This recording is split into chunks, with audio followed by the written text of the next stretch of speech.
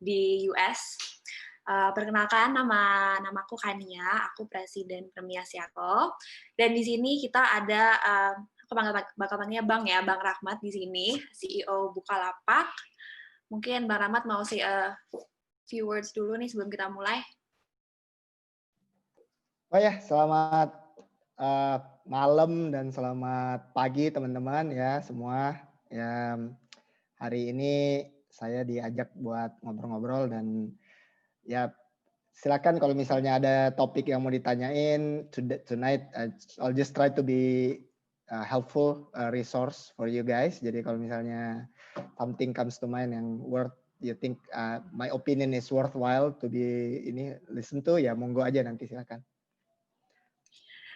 Makasih Bang, dan di sini aku juga mau introduksi sedikit. Jadi terima kasih semua telah datang di event Coast to Coast. Jadi event Coast to Coast ini adalah sebuah event terbuat dari beberapa cabang Permias. Ada Permias Seattle, Permias LA, Permias New York, dan juga Permias Massachusetts. Dan di sini kita ada presiden masing-masing, ada Bernard dari Permias New York, ada Ardian dari Permias Massachusetts, dan ada Michelle dari Permias LA. Nah, jadi supaya nanti kita bisa dengar Bang Rahmat dengan jelas, maybe we wanna mute our mics, and if you wanna turn on your video, very much appreciated if you do.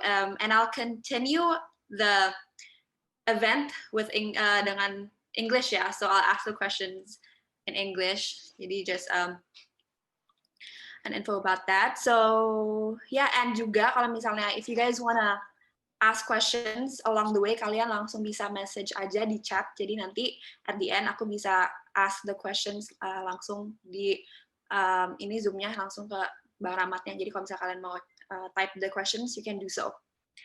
Okay, so let's get on with the event.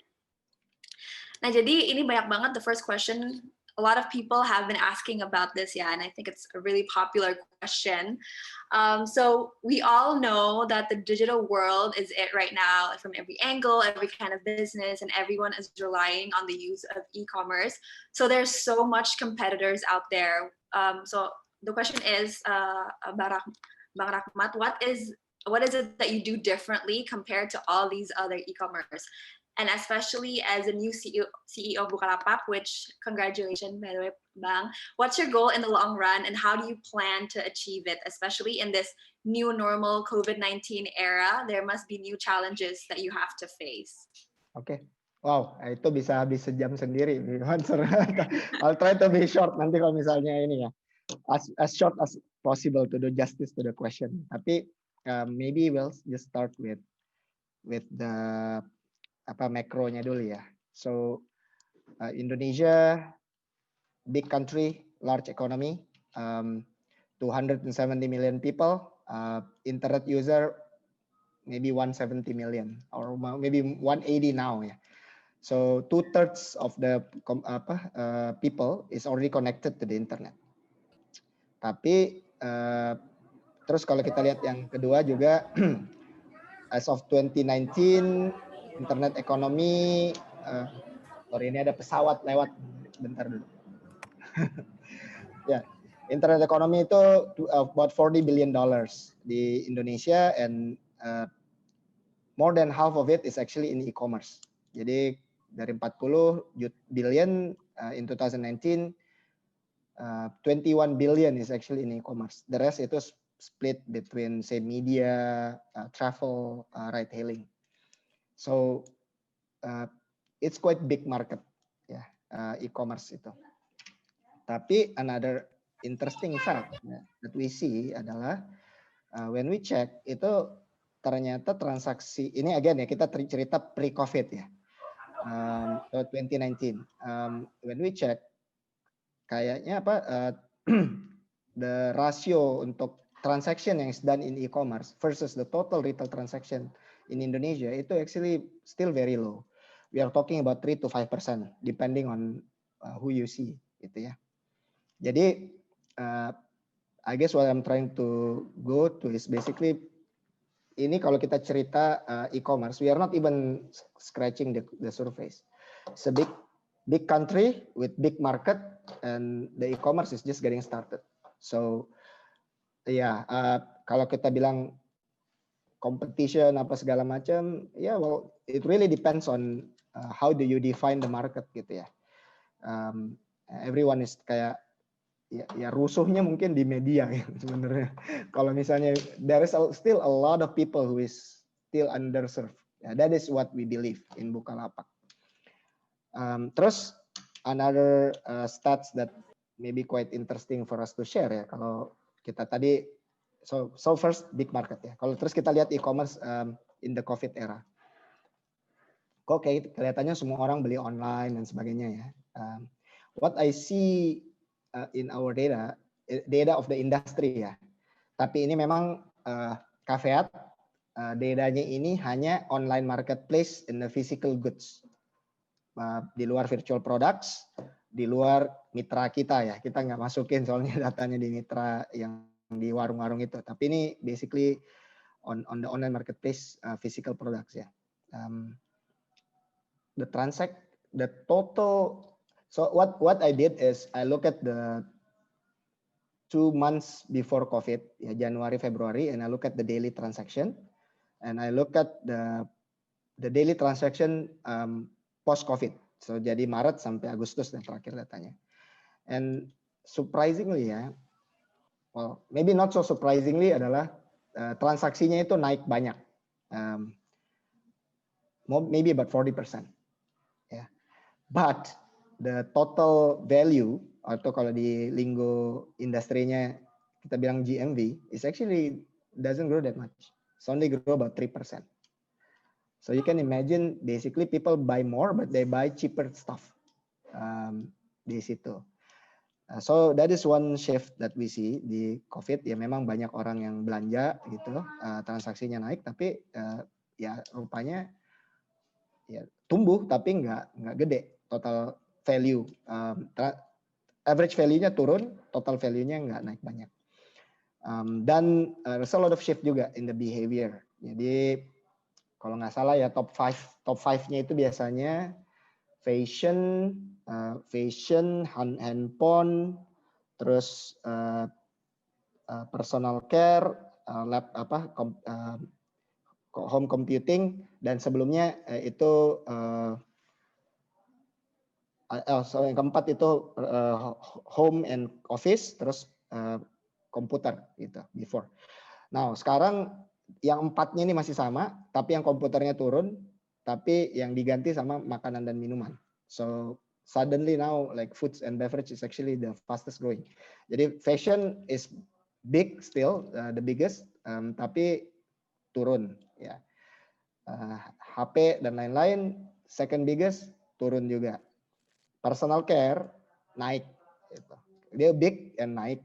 Terus home and office ya, karena orang semua kerja di rumah sekarang naik lumayan banyak. Makanan dan minuman naik luar biasa. So ini juga ada shift juga ya di behavior di sini. So again make sense ya kalau kita lihat, soalnya my thesis is that COVID ini ada 3 big trends ya. Yang pertama people take karena ini health crisis, people care about their personal health much more ya. Jadi dia lebih more hygienic, dia exercise a little bit more, eat more healthy stuff, vitamin, empon, whatever that tickle your fancy biar sehat. So itu satu. Yang kedua basically people stay at home more, then they want to make their home to be much more comfortable. They want to make their home to be their office juga. So their life yang used to be centered around office, sekarang centered around home. Yang ketiga, karena ini ada krisis ekonomi juga ya, people spend less money mungkin ya, or they look for value for money. Of course they need to spend. People will still need to consume karena dia harus hidup, tapi dia start looking into cheaper alternatives gitu. So ini mungkin menarik sekali juga ya buat kita, dan tadi data-data yang saya lihat juga kind of support that thesis ya. Kita juga pengen dorong, kita meaning us in the industry as well as the government pengen dorong ini juga supaya ya kita bukan berhenti sih, mengurangi mungkin konsumsi barang-barang import apalagi yang mahal-mahal and then shifted into locally produced goods gitu ya. Makanya kita bikin gerakan nasional bangga buatan Indonesia. If you see that broken heart merah putih itu, it was launched by the president, but it was I think at the time kerjasama dengan industri waktu itu ya. So that is the thought ya. Kalau misalnya balik lagi apa Bukalapak yang Bukalapak coba lakukan, dan ini allow me to sedikit put the corporate spiel if you will ya. Basically kalau Bukalapak itu dari awal memang dari foundersnya Mas Zaki dan teman-teman itu dia created Bukalapak with a very specific mission. Dulu namanya dia bilang to empower small and medium enterprises via technology di Indonesia gitu. Jadi memberdayakan UMKM lewat teknologi Indonesia. Nah, we change it when I join the company. Itu ada visi satu lagi, itu misinya, ada visinya, visinya yaitu menjadi online marketplace nomor 1 di Indonesia. Terus pas saya masuk, I look at the situation today and I see kayak ini mungkin spiritnya bisa kita keep, tapi kita mungkin perlu refresh ya. Karena tadi online marketplace, we are actually no longer use only on online marketplace, tapi kita punya online to offline O2O lewat mitra Bukalapak itu, jadi ada komponen itu juga. So we don't want to limit ourselves, and then we create basically apa yang kita mau itu adalah kita bilang kita mau menciptakan atau memberikan kesempatan orang bisa jual beli barang dan jasa secara adil gitu buat semua orang ya. Basically kita juga ya ada beberapa masalah sih yang sebenarnya di Indonesia. So if you are thinking about doing something, it should start with a problem ya yang to solve. Jadi problem that we see itu adalah a little bit of unfairness in making a living gitu in Indonesia. Jadi what also we believe dan ini bisa lihat ya di sejarah kalau kita cerita sebuah society, one of the key things yang kita bisa bantu untuk bisa society itu bisa prosperous, bisa maju is that you bring commerce to them, yeah, the ability to do commercial activities, ya. Jadi ya commerce is the cornerstone of prosperity. Di mana ada negara connected secara e-commerce, perdagangannya jaringannya luas, jauh dan sebagainya, dan rule-nya jelas gitu kan dan sebagainya, itu biasanya maju ya. Dan we can see let's say the Constantinople, di Venice, kemudian di Malacca, sekarang Hong Kong, Singapura, mungkin even before Batavia dan sebagainya. So daerah-daerah yang jadi trading hubs itu biasanya maju ya daerahnya. So yeah, that is what when Zaki saw his neighbor, dari dulu sampai sekarang bisnisnya gitu-gitu aja dan dia memang lulusan teknik informatika, dia pikir bisa nggak sih internet ini bisa di connect ke situ gitu dan that has been our goal ya. Dengan fokus tadi kita fokus menengah ke bawah ya, UMKM menengah ke bawah, orang-orang yang di luar ya. Jadi that is the problems. Kita pengen orang bisa dagang yang mirip-mirip ya, walaupun ibaratnya nggak punya modal. Jadi kalau nggak punya modal, kalau di dunia fisik kan nggak bisa, bukan nggak bisa sih, beda ya.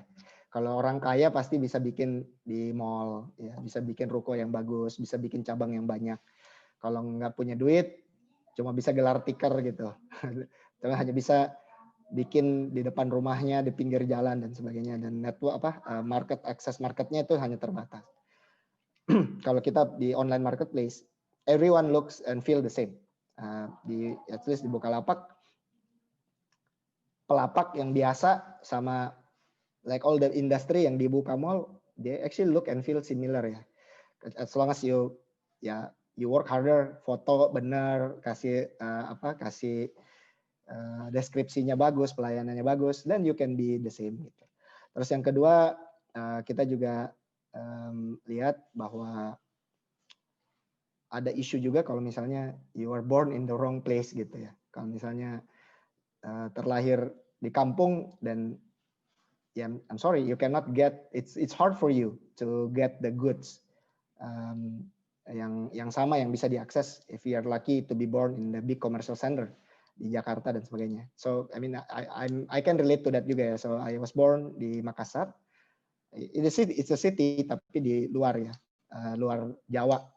And I can still remember waktu itu kayak apa ya, so many things nggak ada gitu, adanya di Jakarta. So even as simple as kayak beli Dunkin Donut gitu, itu harus dibawa dari Jakarta. McDonald's dan sebagainya, which is sekarang sih udah ada ya, tapi it's hard to find things if you are born in the non outside of the commercial center.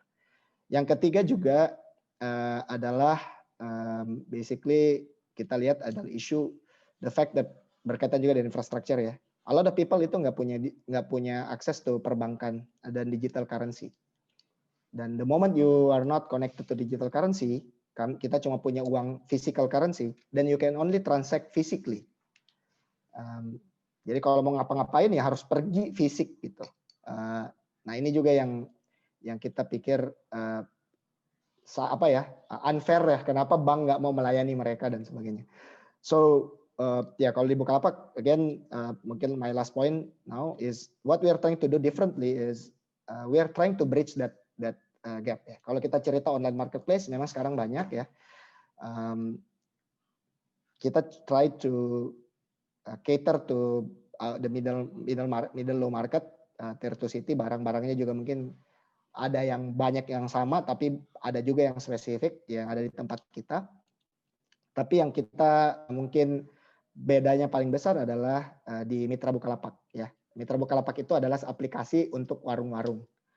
Dengan kenapa kita ciptakan ini? Karena kita ngelihat tadi orang itu masih belum bisa connected to internet kalau dia nggak punya digital currency, kalau dia nggak punya infrastruktur, dia nggak percaya sama transaksi online. So what we are doing is that we engage, we connect the warung-warung owners.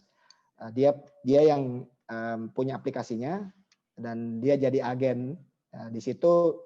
Suddenly dan their neighbors who are offline now connected to the online through them. Jadi kita instead of memaksa orang untuk menjadi online citizen, we provide ambassadors di depan pintu mereka supaya mereka bisa pakai dulu gitu.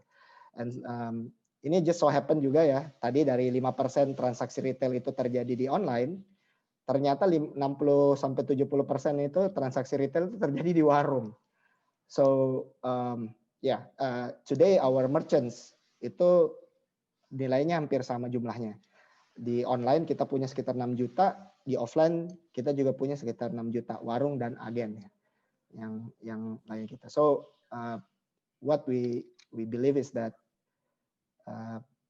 we don't want to kayak kompetisi, kita berantem transaksi orang-orang yang sudah online gitu ya. What we try to think about is how can we connect people yang belum online itu bisa at least terconnect dengan commerce gitu.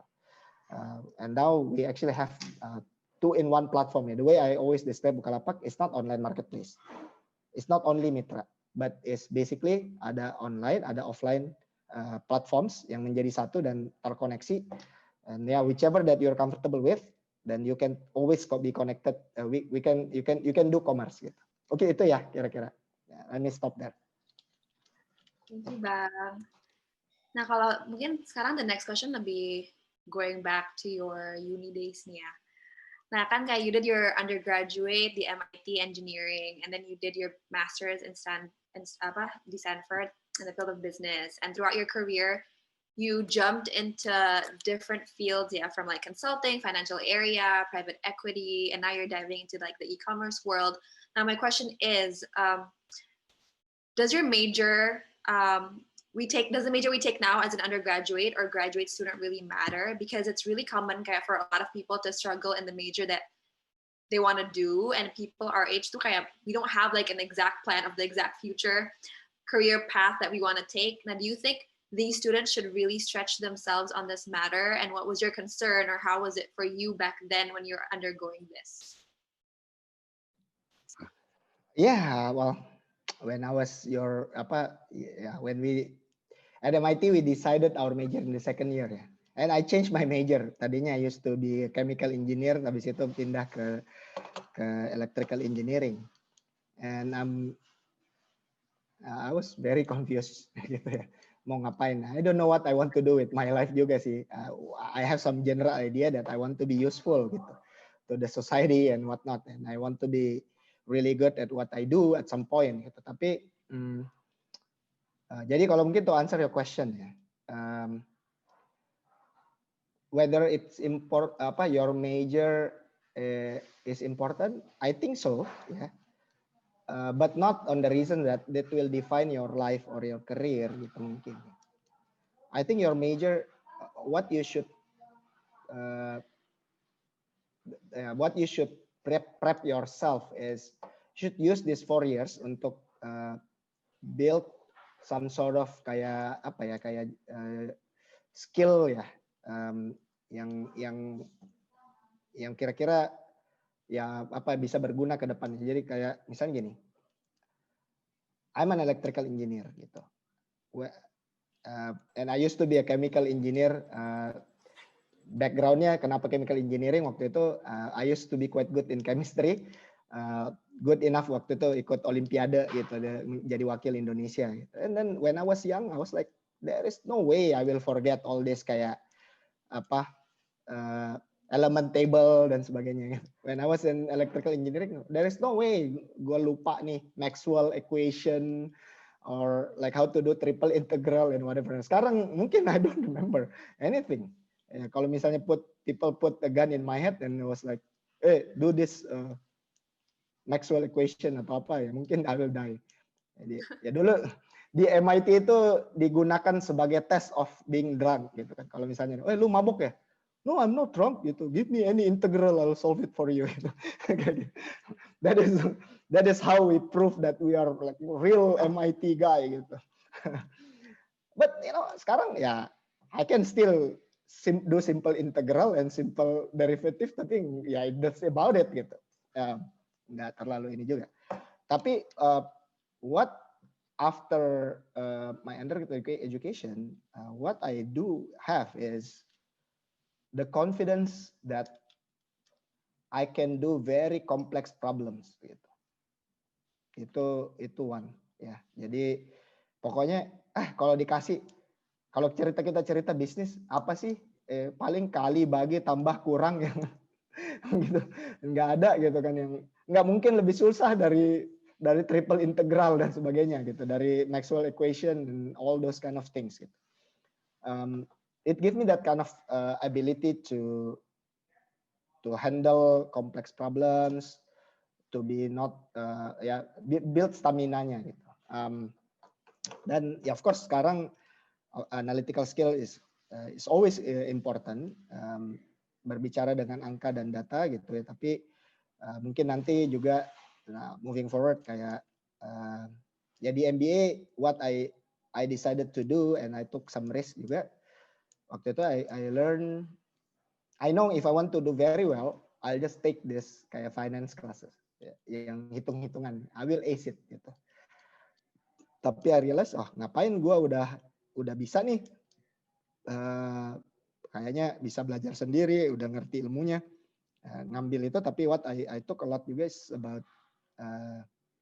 about interpersonal, hubungan antar manusia lah. Kalau di Stanford namanya itu organizational behavior gitu. So learn a little bit about myself, about how people be motivated, terus kayak tactical things untuk di human resource, leadership, that kind of stuff. Itu menurutku itu juga jadi sesuatu yang ini ya, berguna in my career after. So 4 years is a long time. use it to try to do a lot of things ya. Mungkin easier said and done ya. Tapi try to build some of these basic things karena pasti hidup itu akan berubah. What you probably learn tactically gitu ya, equation mungkin akan, kecuali kalian mau kerja di industri really kayak pabrik dan sebagainya, atau ya ada sih pasti ya kalau misalnya untuk jadi software engineer dan you need to know software engineering like technical role. Tapi kalau di generalist role itu the ability to handle complex problem, the ability to learn new things, ya, understand ininya, belajar untuk belajar gitu ya, itu juga penting, dan communication skill is very important. Gitu. That is mungkin my advice. Okay. Coming on to that question, kan kayak we are seeing like the fast-paced growth of like the e-commerce world, especially with the COVID crisis that has pushed forth the fourth digital revolution. Nah kan, hence more people are crowding into the tech industry ya sekarang more than ever. Now, can you explain how you made this critical change from like the finance sector? Just did you ever imagine you would be the CEO of a major tech company right now when like you're doing all those, you know, undergraduate, graduate, and all those jobs before this? Oh, I never think about it that way ya. To be honest, after somehow ya memang life is quite interesting. It's never the way I plan. That's what I found out. Tapi typically if I work very hard and I give it my best shot, life itu have a way to give you something else. Tapi mungkin maybe not bad gitu ya. It's also quite good. I'll give you a quick example. Ini a story yang sometimes I share to people. When I never dreamt of going to MIT, to be honest. Saya dulu SMA cukup berprestasi gitu ya, good enough to be ya, tadi jadi tim Indonesia dan sebagainya. Tapi my thought is at the time, ya udah saya mau sekolah di Indonesia aja, ambil UMPTN. Tapi for whatever reason ya, despite my best effort, I check juga waktu itu saya nggak lulus UMPTN. Dan UMPTN itu soalnya nggak ada angkanya. I don't know why I didn't pass. Ya. A lot of my friends juga waktu itu nggak lulus, yang juara-juara kelas di SMA saya. Saya dulu di SMA Taruna Nusantara di Magelang. Tahun 97 itu somehow anomali, banyak orang nggak lulus UMPTN yang juara-juara kelas. Including my teammates juga di Olimpiade itu ada juga yang nggak lulus UMPTN. So, yeah, but the fact is I didn't pass. But because ada orang yang akhirnya, yaudah kamu coba aja sekolah di ini, daftar di US, kalau masuk yang bagus saya bayarin. Ya. So I applied to MIT and I got in. Ya itu mungkin in a way works out well for me. Nah, kalau kita ngomong-ngomong soal mimpi ini, again, saya juga cita-cita dari awal tadinya kayak saya mengidolakan Pak Habibie gitu, as like people my age tends to do ya. Waktu itu Pak Habibie masih jadi Menristek, the smartest guy. So if you're scientifically inclined, pengen jadi Pak Habibie. Jadi kerja dulu, ntar habis itu nggak tahu deh, pokoknya somehow ujung-ujungnya jadi menteri, Menristek. Tapi ya pulang habis lulus MIT kayak oke, saya kerja jadi engineer di US. Then 9/11 happened. 9/11 happened. Ada yang ini nggak ingat? Ada yang tahu nggak 9/11 itu? Mungkin belum lahir bisa jadi sebagian ya.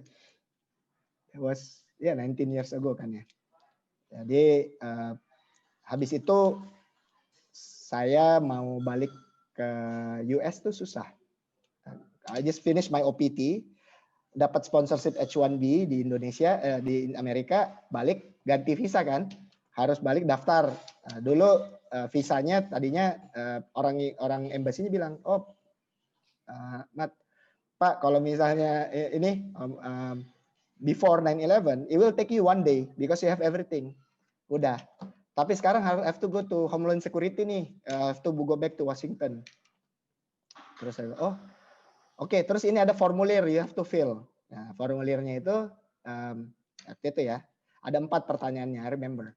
Pertanyaan yang pertama adalah, 1, apakah kamu laki-laki usia 16 sampai 60 tahun? Yes. Apakah kamu pernah mendapatkan pendidikan militer? Gitu. Saya adalah lulusan SMA Taruna Nusantara. Yes. Apakah Anda punya pengetahuan tentang elektronik? Oh, saya lulusan MIT Electrical Engineer, of course. Terus, apakah Anda punya pengetahuan tentang kimia? Gitu. Oh, saya tim leader tim Olimpiade Kimia Indonesia. Ketik lagi. And I realized like, oh, maybe I'm a perfect Al-Qaeda recruit. Gitu ya. Perfect terrorist.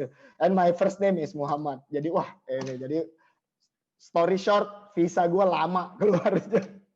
And I decided to change. Ya udahlah, gue kerja di Indonesia aja deh. Play consulting gitu kan. Karena kalau di Indonesia nggak ada ini. I used to be an engineer di US, di Indonesia. There is no semiconductor industry di Indonesia. Then, and I don't think even now ya, nggak ada tuh tech startup, nggak ada. Yang ada cuman kalau mau kerja insinyur listrik kerjanya di PLN, kerjanya di Telkom, atau kerja di Batam gitu, di Panasonic, bikin radio dan sampai mungkin ya, or whatever. At the time that's what I think anyway. So ya udah, dan ya balik lagi di situ belajar bisnis, and I realize okay, the power of business organization. So pas MBA I change what I want to be. Kayak nggak ada lagi kayak gue mau jadi CEO tech company atau apa. So what I wrote is in my essay waktu di school, and this is what I thought about what I want to do when I was 25. And I said, okay, what I want to do is to be a leader in an organization that creates big impact to the society, to a lot of people actually rather. Jadi that actually mungkin yang drive my career so far. Jadi kenapa saya shift dari teknologi ke from finance? It's not about tech-nya Bukalapak itu tech company or not ya. Of course, I am an MIT trained engineer and Silicon Valley trained businessman ya atau manager. So that part of me ada gitu. Tapi di satu sisi karena I believe Bukalapak itu is a good platform for me to create big impact to other people gitu. Jadi that is my personal story. Technology is a great equalizer. Tadi saya cerita sempat tentang Bukalapak, how can we bring technology juga. Jadi it's good if people want to go to tech gitu, but it has to be for the right reasons aja. Jangan ngikut-ngikut ini ya, kayak ngelihat oh ini cool gitu ya, boleh sih, cool is always nice, better be cool than uncool kan, tapi it's always think of what is really important for you gitu, dan coba think of that and drive your life towards that goal. Yeah, for me apparently what I want to be itu related to Indonesia, related to being useful to Indonesians, and ya, karena I've been very lucky. I feel like what I've got so far ya, bisa sekolah ke MIT, bisa sekolah ke Stanford, bisa sekolah ke SMATN dengan biaya negara, was very privilege yang great yang diberikan Tuhan sama saya gitu. So I was like, of course I want to build my career and everything, tapi if I can also give positive impact with what I do, that's what I want to do. Itu kira-kira ya. Hopefully itu bisa menyentuh sedikit pertanyaannya. Tapi kalau ada follow on, monggo. Bang. Nah, very helpful sih. So juga kemana aku juga sempat kayak plan gitu, aduh, what do I want to do, you know, like if I were to like see my future, aku mau ngapa juga bingung gini-gini. Jadi maybe it goes along aja ya, as we grow, as we, you know, do our stuff, it'll just happen, hopefully. Nah, the next question. Nah, jadi kalau untuk ini kan waktu itu sempat ya Nadiem Makarim tuh spoke at a large forum when he was still CEO of Gojek at the time. And he mentioned that the way technology can raise the standard of living of the bottom base of the pyramid is if everyone just had the access to smartphones. Nah, di sini tuh he didn't identify technical literacy as in understanding how to use the phone as a challenge, but instead downplays it. What's your view on this? How can technology assist the bottom base of socioeconomic pyramid here in Indonesia? Yeah. I mean, I think smartphone is basically it's a great, it's a marvel, yeah, basically. With smartphone, you get connected to internet, you have a lot of computing power ya. Basically ada yang selalu bilang tuh apa yang kita punya di HP nih sekarang itu lebih banyak, computing powernya jauh lebih bagus daripada apa yang di Apollo 11 waktu pertama kali ke bulan. So this has been crazy ya. Basically our phone is ini. I remember because I'm old enough. My first computer itu Pentium 200 MHz gitu. I still remember when Google pertama kali keluar, when Facebook pertama kali keluar, when Apple iPhone pertama kali keluar ya. So I was like, oh, I was in B-school at that time. Ya, oh ini ada apa? It's quite amazing invention, and ya kalau misalnya we can bring that in the hands of a lot of people, of course it's very very good ya. It's a good infrastructure to have. Mungkin kalau boleh saya add ya, again ini mungkin related to commerce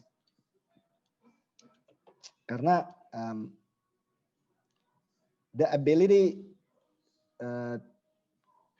kalau punya HP-nya saja ya itu takutnya dipakai cuma buat main sosmed ya.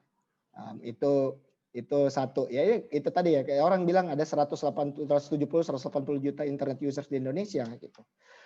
Ya, I believe there's probably as many smartphones out there kira-kira di Indonesia segitu dan mungkin udah connected dan sebagainya. Tapi ya ternyata belum cukup untuk membawa commerce and hence potentially membawa prosperity. Kenapa? Karena tadi yang pertama tuh satu, digital currency is an issue. Kalau misalnya punya HP doang ya, kalau nggak punya digital currency-nya, our ability to digitize money ya susah juga. Itu satu. So that is quite important. Yang kedua, yang kita lihat tadi logistik ya. Logistik itu juga penting. Jadi ya nggak bisa juga semua hal bisa dilakukan. We cannot facsimile something physically langsung sampai depan rumah lewat HP gitu. So this is something we need to work on as an ecosystem ya. Terus yang ketiga is the ability to use it. Karena begitu kita punya smartphone, kita connected to the internet, suddenly we get information super highway. And with that ability, ya, there's a lot of bad people out there juga gitu. Banyak sih kita lihat ya pada saat ini ya di COVID nih contohnya. Tiba-tiba kan banyak users baru yang harus bertransaksi secara online. Bulan-bulan pertama itu penipu banyak banget.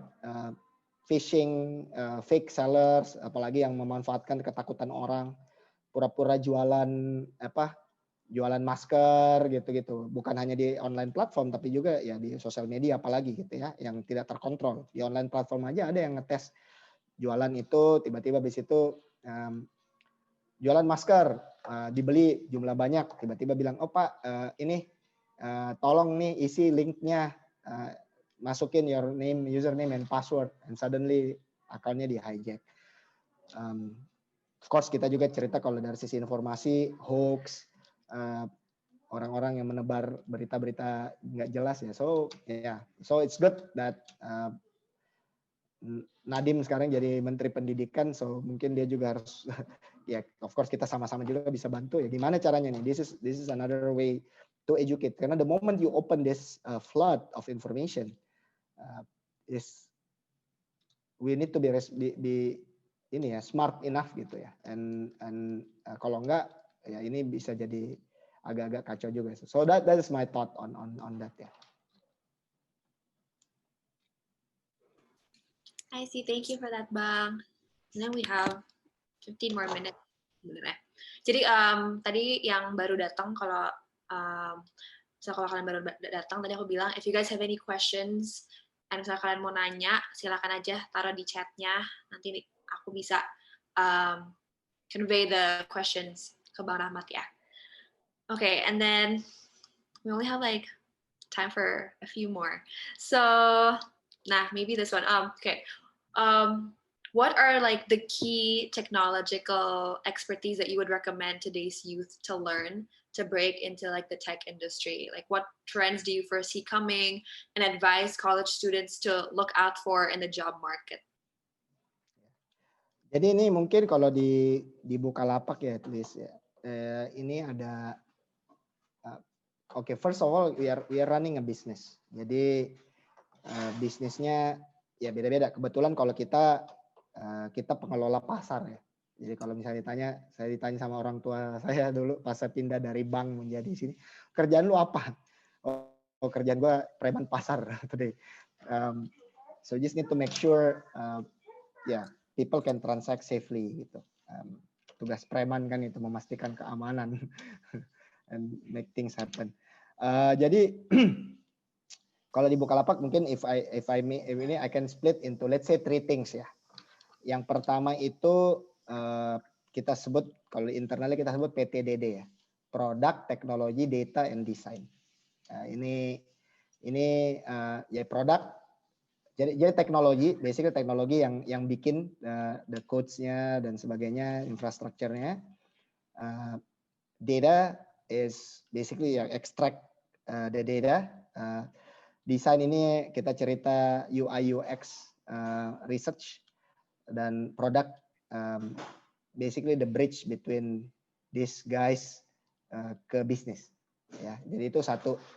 This is our, the technical roles if you will. Kemudian ada the other side itu the next kategori itu adalah ini bisnisnya ya. Jadi orang-orang yang basically run bisnisnya ini mungkin mirip-mirip aja seperti yang lain perusahaan-perusahaan lain ya. Jadi kita mau masuk kemana? Jadi ada kayak marketingnya di situ, strategi gitu, terus operation yang decide oke kita mau masuk ke sini, salesnya lah in a way. So ini mungkin very not that different from other kayak non-tech company. Terus yang ketiga ya again ini juga sama ya di non-tech company juga ada ya ada support gitu kayak talent HR ya, human resource, corporate affairs, finance, terus customer service, legal ya itu again mungkin sama-sama aja. So as a company itu you can pick and choose gitu. Kalau misalnya that is you're thinking okay gue mau pegang bagian bisnisnya dan you can be a generalist gitu. Tapi perlu juga sih sedikit-sedikit ngerti kalau bicara sama orang tech ya harus as a user dan sebagainya. Kalau mau yang very spesifik itu kan ada ilmunya juga tuh yang tadi yang PTDD itu ada ilmunya juga ya, software engineering, data science itu kan sekarang juga udah ada ya udah banyak juga statistics research. Nah itu sih secara umum it's not that different from any other industries.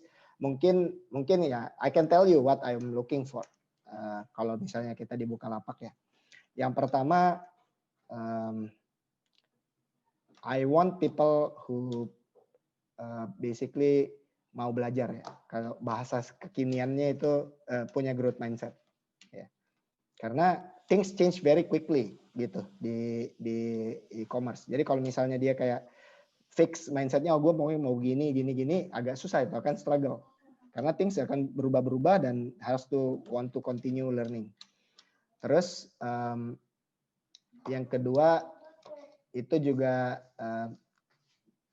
gini mungkin istilah ininya juga kayak fighting spiritnya atau grit lah ya. Karena bisa jadi juga we are trying to tackle huge problem yang belum jelas nih gitu. Jadi ada ketidakjelasan di sini yang sangat tinggi gitu. Saya selalu mendeskripsikan kita itu kayak kita kayak merchant ship. Startup itu kayak naik merchant ship. Kayak di zaman kolonial gitu ya. Magellans or Vasco da Gama gitu naik kapal. Itu by definition is very dangerous journey. Jadi kalau mau enak, nyaman ya di darat, jangan naik merchant ship. So you have to be excited about the sense of adventure, dan have to be willing to work hard gitu. Again ini kalau yang ketiga, kalau di Bukalapak, you want people who have ya sayang lah sama Indonesia dan orang Indonesia, sama Indonesians and the Indonesia gitu. Itu juga penting karena kita try to tackle big problems di Indonesia gitu. Dan ya kerjanya nggak glamorous, ya ngerjain warung, ngerjain middle low gitu-gitu tuh is not sexy gitu. Ya mungkin kalau di tempat lain ya K-pop gitu-gitu mungkin masih ada ya. Kalau kita ya dulu bintang iklannya Caca Handika gitu, misalnya all those kind of stuff ya. Jadi ya di BL kita pengen ini. Tapi what in the back of that, what I typically promise is that it's gonna be very rewarding. Once even now, because we truly make a difference in people's lives ya. Kalau misalnya saya lagi lelah gitu kan, habis ya ketemu meeting yang annoying atau apa ya, from time to time I do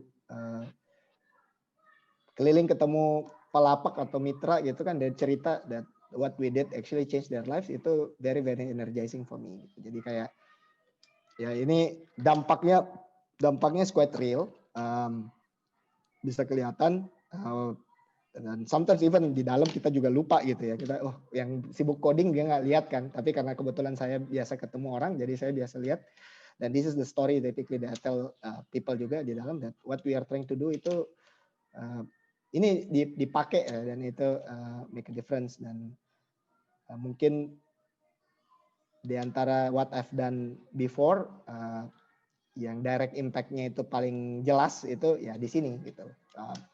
Consulting was a very rewarding. I learned a lot, a very rewarding career. I learned a lot segala macam. Tapi sometimes the product impact-nya jauh ya. Karena what you do is you wrote a paper for recommendation and you give it to your client, and then it's up to them to choose to implement or not gitu. If you're doing investing, ya udah you basically allocate capital. You deal with investment bankers, you deal with CFOs, you give them capital dan sebagainya gitu kan. Kalau yang ini ya kita ya beneran yang di pasar kan ngelihat orang mondar-mandir kayak kasarnya gitu. So yeah, that is mungkin from. Nah, ini ada pertanyaan dari one of our audience, Reynaldo.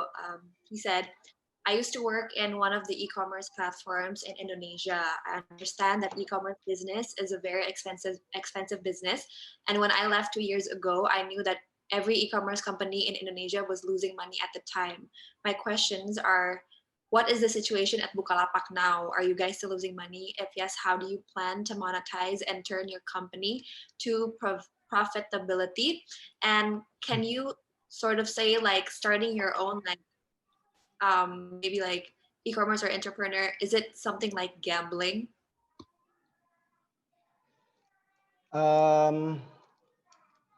Maybe if you do it in a certain way. Well, kalau kita cerita, gimana ya? I don't want to disparage anything or anybody. Tapi kalau misalnya bisnis modelnya venture capital itu kan memang inherently take risk ya. Kadang-kadang venture capitalnya, basically you bet, you make bets on let's say 100, and then if you make good ones and 1 or 2, and you make some ini, and you in let's say 10, 20, and then the rest you lose money gitu. So itu bisnis model venture capitalist gitu biasanya.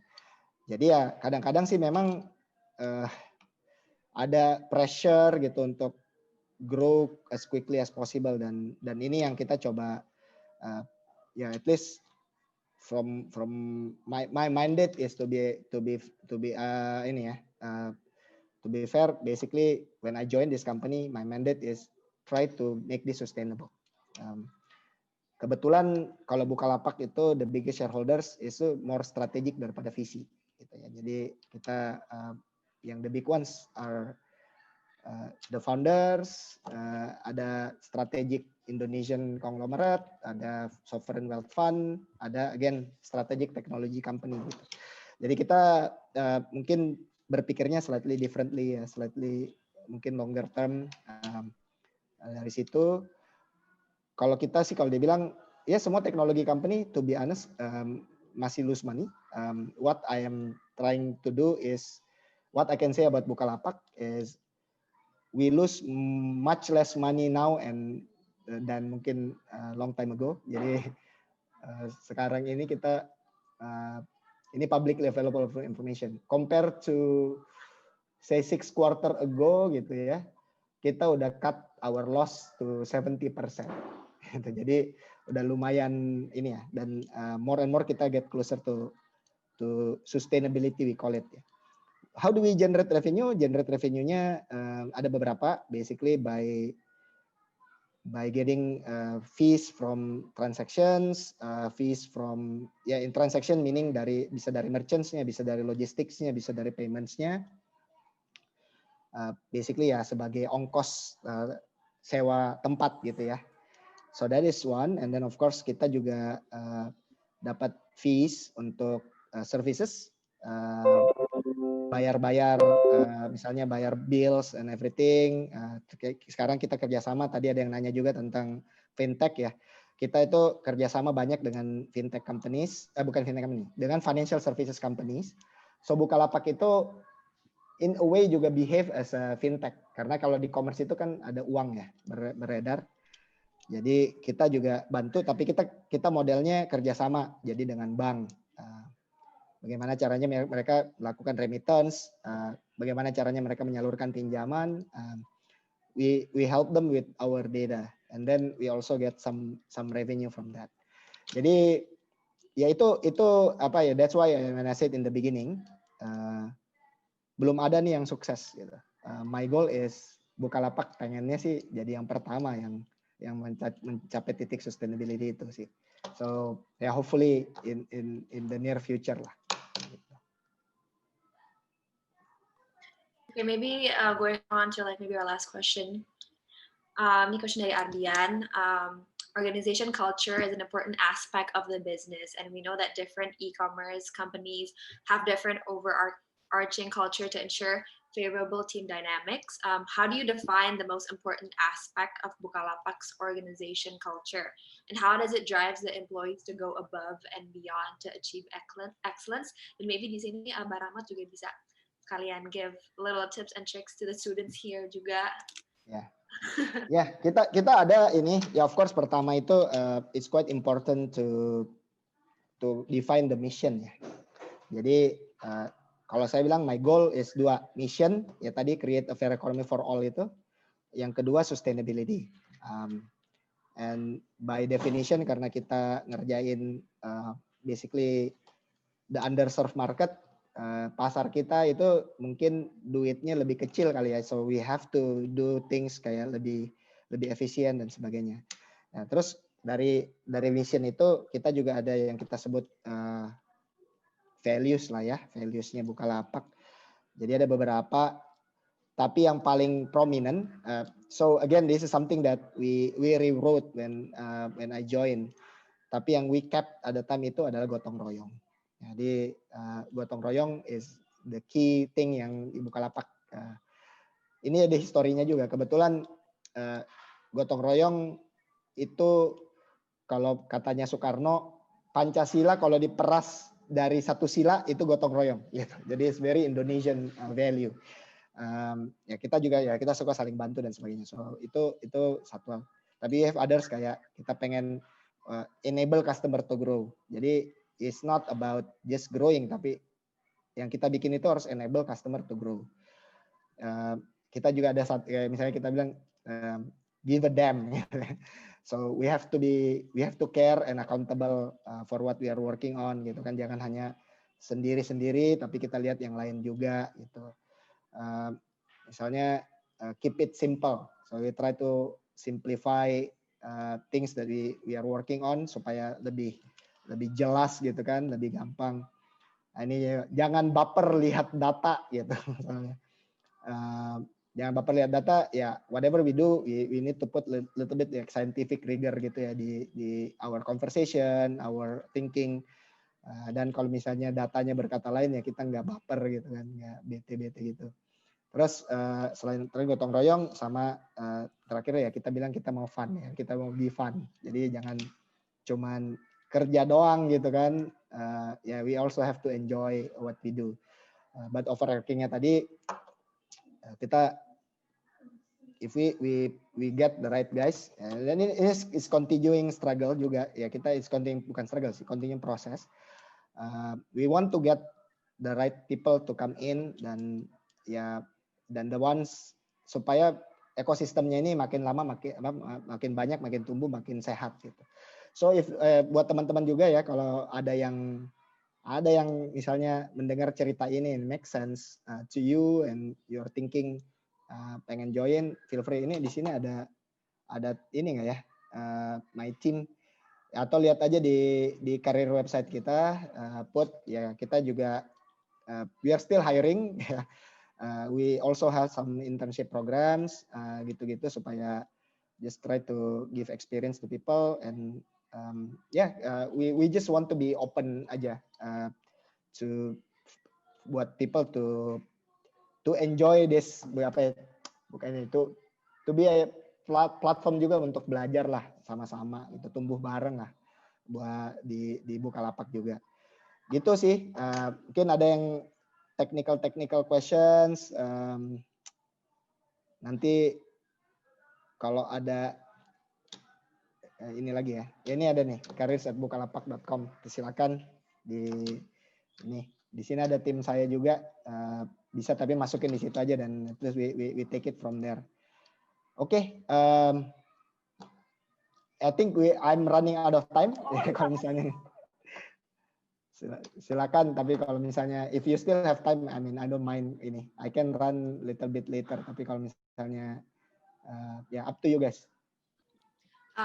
Nggak sih, kayaknya mungkin we'll end the Q&A di situ. Thank you banget ya Bang udah mau menjawab our questions, and thank you everyone in the audience juga for attending. Nah,